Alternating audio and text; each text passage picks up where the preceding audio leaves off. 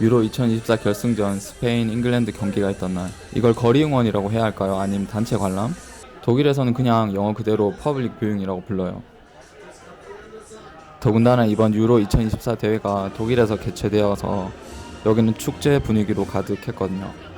그런데 독일이 8강에서 탈락하는 바람에 뭐랄까 손님들만 즐거웠던 그런 대회가 되었었죠. 물론 그게 독일에게는 나쁜 소식이긴 했지만 최근에 업무 스트레스로 많이 괴로워하던 저에게는 그나마 매일 축구를 볼 수 있어서 정말 즐거웠던 대회 기간이었어요.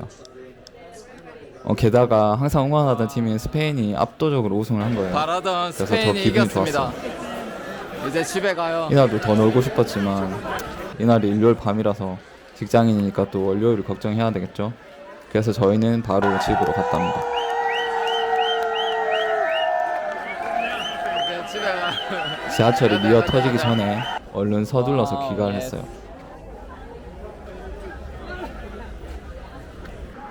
그리고 정말 더웠던 어느 일요일날 친구랑 같이 저희는 벼룩시장에 구경을 갔습니다. 제가 최근에 또 접시를 깨워 먹는 바람에 이날 새로운 부엌 식구를 맞이할 수 있는 그런 기회를 가지게 됐어요. 제가 잔이나 그릇을 잘 깨워 먹어서 저는 유리로 된 잔이나 그릇은 가급적으로 멀리하는 편이거든요. 근데 문제는 항상 그런 녀석들이 딱 보기에는 정말 예쁘다니까요. 저희 와이프는 전생에 무슨 고양이였는지 아니면 호랑이였는지 모르겠지만 이런 바구니를 보면 그냥 지나치지를 못해서 이날도 이렇게 하나 샀어요. 저희한테도 정말 오랜만에 오는 그런 벼룩시장 구경이라서 너무 재밌었어요 이날. 그리고 평소와 다르게 조금 한산한 그런 분위기라서 조용히 구경하기가 너무 좋았어요. 독일에서는 갑작스럽게 찾아오는 폭염을 히츠벨레라고 하거든요. 여기 사람들이 여러 가지 방법으로 폭염을 이겨내려고 하는데요. 이분처럼 이렇게 우반을 기다리면서 부족한 수분과 영양분을 채우는 사람도 있었고, 그리고 어떤 분은 한국에서 한창 유행 중이던 맨발 걷기를 지하철역에서 실천하는 분도 계셨습니다. 처음에 갔다 온 벼룩시장에서 원하던 걸 얻지를 못했거든요. 그래서 다음 중고마켓으로 지금 이동 중이에요. 그러면서 친구랑 와이프랑 이런저런 이야기를 했었는데 그 중에 한 가지를 요약해드리자면 사람들이 도대체 얼마나 돈을 많이 벌길래 멋진 차에 한 집에 방마다 에어컨을 틀면서 살 수 있는 것인가 이런 이야기를 하고 있었거든요.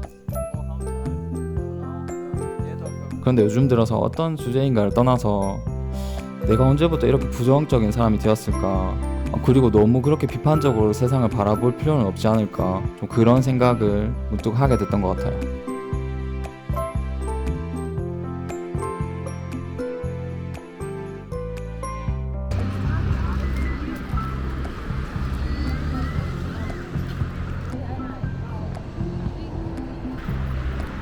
S반역인 티어가텐역 옆에 트로델마크트라고 하는 중고 마켓이 있거든요. 여기는 특히 이런 그릇 세트를 대규모로 판매를 하거나 큰 가구들이나 뭔가를 대량으로 파는 그런 상인들이 많더라고요. 그래서 제 느낌상으로는 여기는 벼룩시장이라기보다는 좀 중고 마켓이라고 해야 되나? 그런 느낌이에요.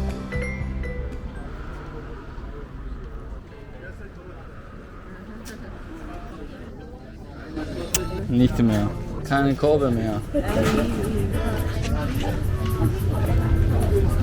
여기 중고시장에서 한쪽 끝에서 다른 쪽 끝으로 가면 아이스크림을 파는 곳이 있는데 그런 거 있잖아요. 너무 더우면 우유가 들어간 그런 아이스크림 말고 뭐랄까 뭐라고 하죠? 주스를 얼린 것 같은 그런 아이스크림을 먹고 싶잖아요. 와, 이날도 정말 어찌나 더웠는지 따가운 햇볕에 LP판이 다 녹았더라고요. Naja, aber die sind eher so tief. 이것저것 구경하다가 Die sehen auch 제가 원하는 gut aus. 접시를 발견했고 그리고 샀습니다. 항상 드는 생각이긴 한데 여기서 지금 보고 있는 오래된 물건들이 예전에는 새 것이었던 적이 있을 거 아니에요. 그런 걸 생각을 하면 이게 어떤 물건에 대한 가치라는 게 그걸 사용하는 사람에 따라서 많이 달라지겠구나, 그런 생각을 많이 한답니다.